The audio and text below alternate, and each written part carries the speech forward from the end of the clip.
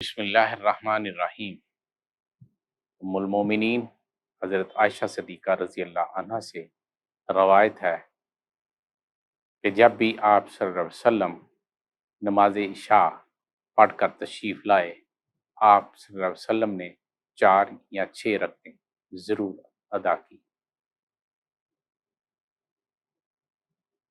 حضرت برا بن عازب رضی اللہ عنہ سے روایت ہے، انہوں نے فرمایا جب آپ صلی اللہ علیہ وسلم سونے کے لیے بستر پر تشریف لے جاتے تو دعا مانگتے۔ ٹھیک۔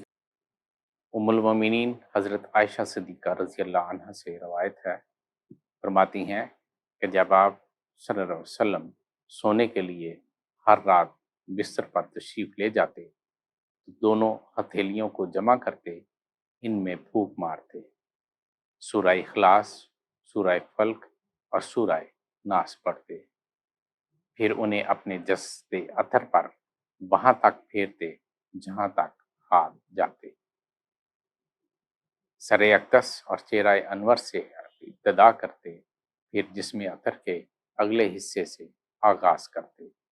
آپ صلی اللہ علیہ وسلم 3 بار اس طرح کرتے تھے۔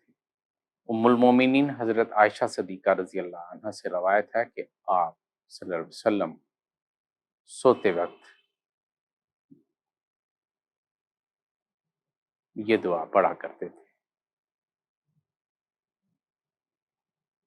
عربی کی تمام دعائیں جو آپ صلی اللہ علیہ وسلم نے نمازوں کے بعد پڑھی ہیں، وہ ان ویڈیو کے آخر میں آپ ملاحظہ فرما سکیں گے۔